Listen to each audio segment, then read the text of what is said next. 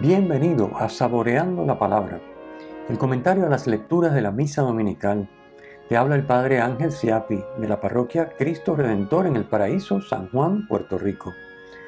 Recuerda que en la descripción están las citas bíblicas de las lecturas, el enlace al guión de la Lección Divina, el enlace a los apuntes del comentario y la dirección de la página web de la parroquia Cristo Redentor.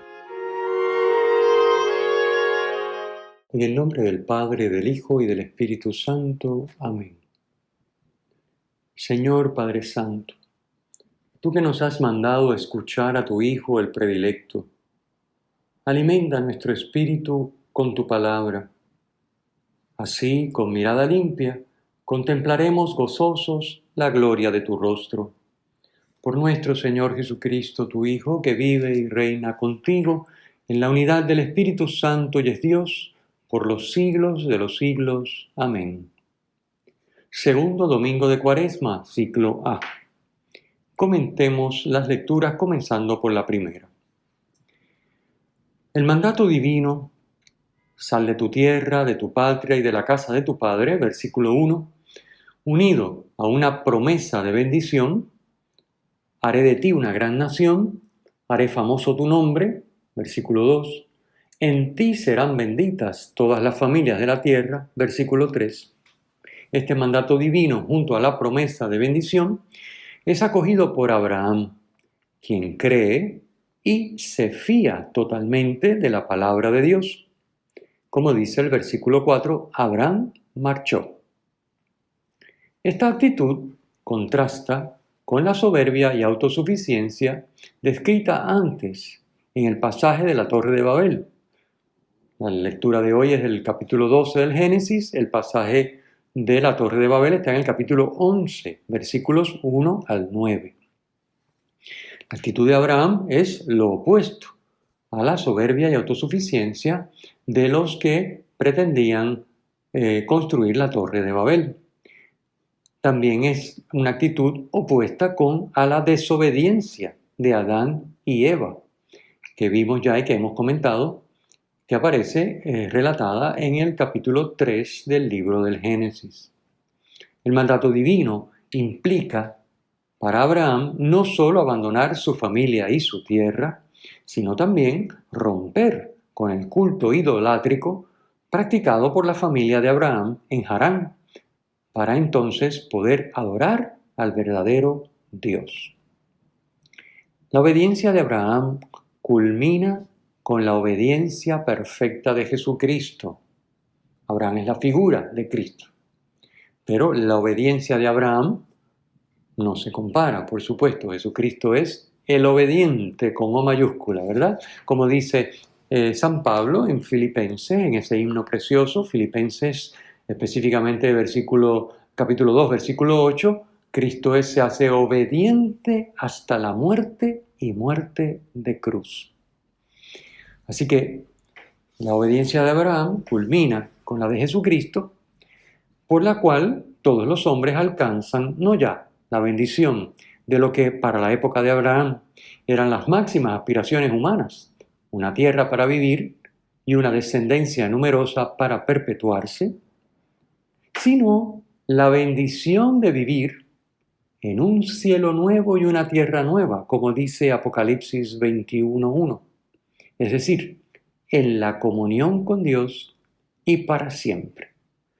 Nos perpetuamos participando de la vida divina.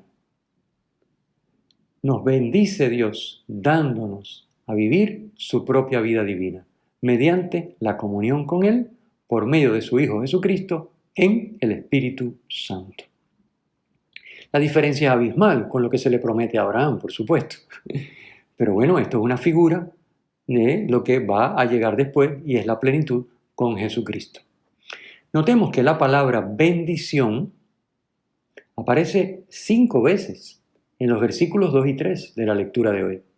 En 2 versículos, 5 veces la palabra bendición.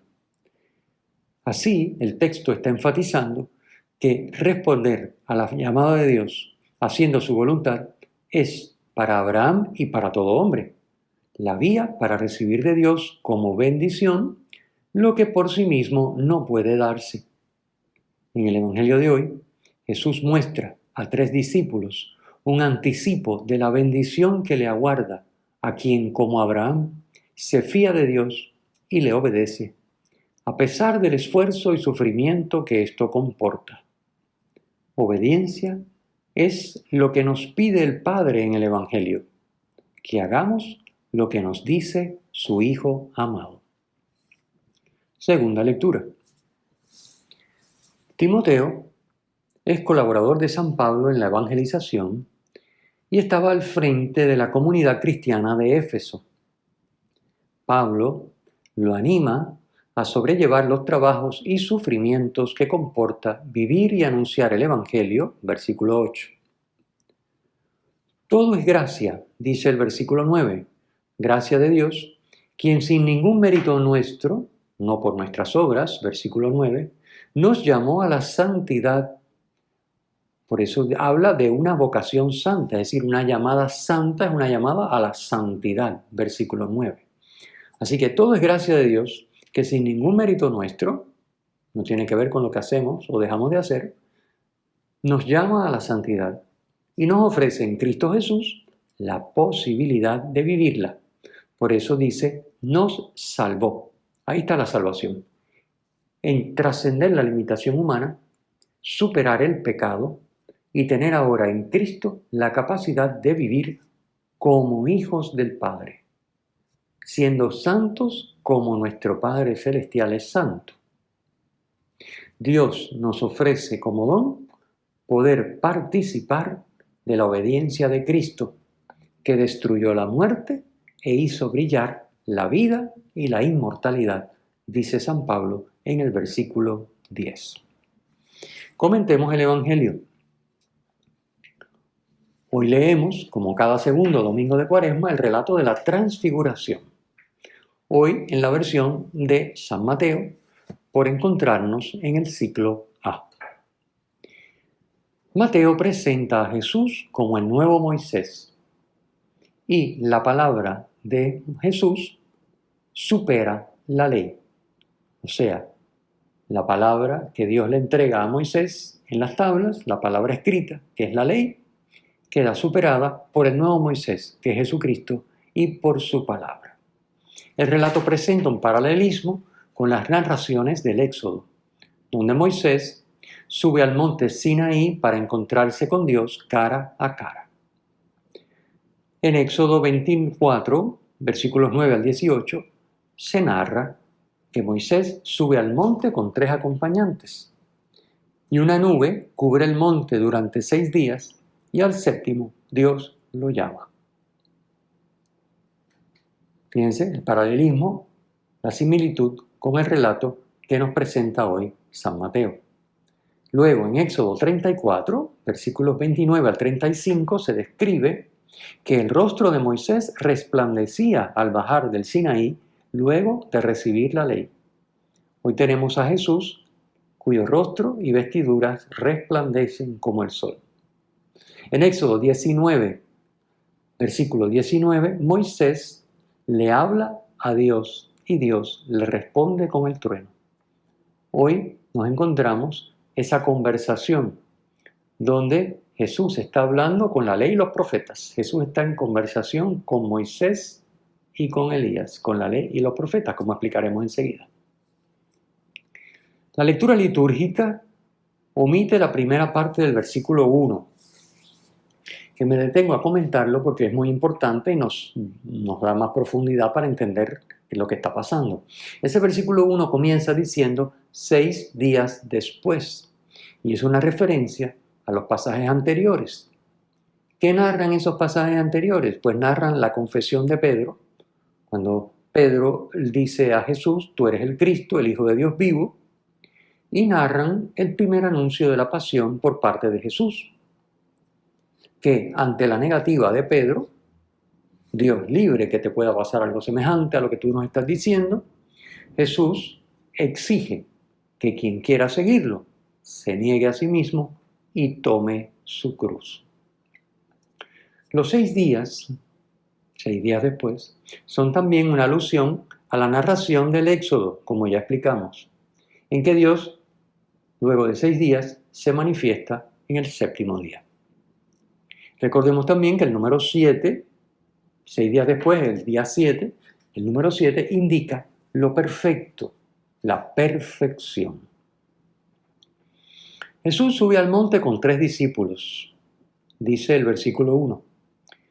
Pedro y los hijos de Zebedeo, Santiago y Juan, que son los mismos que son testigos del poder de su palabra cuando Jesús resucita a la hija de Jairo, que lo encontramos en Lucas capítulo 8, versículo 51, y también el mismo relato en Marcos capítulo 5, versículo 37. Son testigos de la resurrección de la hija de Jairo y también son los que acompañarán a Jesús de cerca en el huerto de Getsemaní al inicio de su pasión, como nos describe Mateo capítulo 26, versículo 37. El monte, en la mentalidad judía, es el lugar de máxima cercanía a Dios, pues Dios está en el cielo y por tanto el monte es el lugar del encuentro con Dios. El resplandor del rostro, ya lo explicamos, que aparece en el versículo 2, resplandor del rostro de Jesús y los vestidos blancos como la luz simbolizan la esfera celestial. La luz es símbolo de Dios. Del mismo modo, las tinieblas y la oscuridad es símbolo de lo que se opone a Dios. Moisés y Elías, versículo 3, representan la ley, la Torá, y los profetas. Moisés representa la ley y Elías representa los profetas, que conversan con Jesús. Jesús es la palabra o revelación definitiva de Dios. Lo que nos está diciendo el texto es que lo que dice Jesús no está en contradicción con la ley y los profetas, sino que los lleva a su perfección. Por eso aparecen conversando los tres. Pedro propone hacer 3 tiendas para Jesús, Moisés y Elías. Versículo 4. Piensa que ya es definitiva la experiencia y quiere prolongarla.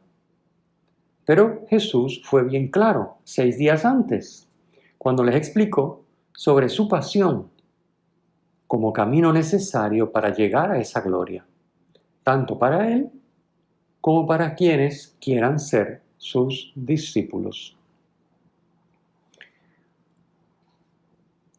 Joseph Ratzinger, en su trilogía Jesús de Nazaret, en el tomo 1, nos explica la simbología de la nube. Nos dice, y cito, la nube sagrada es el signo de la presencia de Dios mismo, la Shekinah. La nube sobre la tienda del encuentro indicaba la presencia de Dios. Jesús es la tienda sagrada sobre la que está la nube de la presencia de Dios y desde la cual cubre ahora con su sombra también a los demás. Jesús no recibe de Dios la ley para comunicarla al pueblo como Moisés, sino que Jesús es el Hijo de Dios, la palabra definitiva de Dios a los hombres, aquel que encarna la voluntad de Dios perfectamente. Por eso el Padre, sabemos que es el Padre porque dice mi Hijo, ordena escuchadlo en el versículo 5. Para el judío, escuchar es sinónimo de obedecer. Veamos el texto de Deuteronomio, capítulo 6, versículos 4-5, la famosa Shema Israel. Así que para el judío escuchar es sinónimo de obedecer. El Padre está diciendo, escúchenlo para que hagan lo que dice. Por supuesto, no solamente escúchenlo para que se enteren. Así que no podemos leer esto simplemente al costo. Es escúchenlo, en la tradición judía es háganlo. Eso es lo que está diciendo, la voz del cielo, que es la voz del Padre. Mateo está haciendo también una alusión al primer canto del siervo de Yahvé que encontramos en Isaías, capítulo 42, versículo 1. Ese siervo de Yahvé cumple la voluntad de Dios y la alusión consiste en indicar el Padre en sus palabras que Él se complace en su Hijo Jesús. Así Yahvé, en el canto del siervo de Yahvé, en Isaías 42:1, se complace en ese siervo. Al saberse en la presencia de Dios, los discípulos cayeron de bruces. Nos dice el versículo 6, caer de bruces, caer postrados, caer en tierra, es un signo de adoración. Otra indicación más de que Jesús es Dios. Tenemos la nube, tenemos el monte, tenemos las vestiduras, el rostro resplandeciente, tenemos la adoración de los discípulos que caen de bruces. Es lógico que los discípulos experimenten temor ante esta manifestación de Dios. Por eso Jesús, tocándolos, los tranquiliza. Les dice, versículo 7, no temáis. Lo que se busca es que los discípulos, especialmente los que van a experimentar más de cerca el sufrimiento de Jesús en Getsemaní, entiendan que su sufrimiento y su muerte no son el fin, sino el medio para que se manifieste al mundo el amor que es Dios, oculto en la humanidad de Jesús, y que a ellos se les ha revelado por unos instantes en la transfiguración. Dios está presente en el mundo en la persona de Jesús. Jesús no es simplemente un hombre elegido y enviado por Dios a su pueblo como Moisés o Elías, sino que, como Dios, aparece en la narración dentro de la esfera divina, como hemos explicado, los signos, rostro resplandeciente, vestidos como la luz, cubierto por la nube. Finalmente, en el versículo 9, Jesús le prohíbe a estos 3 discípulos contar lo que han visto hasta que resucite. Es decir, hasta que Él, Jesús, haya vivido su pasión y muerte. Solo entonces se podrá entender que el camino para vivir con Dios en la gloria es vivir con Él en el sufrimiento. La enseñanza para los 3 discípulos y para los discípulos de todos los tiempos, también para ti y para mí, es que hay que escuchar al Hijo amado, obedecer al Hijo amado y seguirlo, negándose a sí mismo, tomando la cruz de cada día para alcanzar como Él y con Él la gloria. Cristo, el nuevo Moisés, nos guía a través de nuevos éxodos o salidas de esclavitudes hacia la plenitud humana en la comunión con el Padre en el Espíritu. El Señor esté con ustedes y con tu espíritu. La bendición de Dios Todopoderoso, Padre, Hijo y Espíritu Santo, descienda sobre ustedes y les acompañe siempre. Amén. Si te ha gustado, usa el enlace para compartirlo con tus amigos.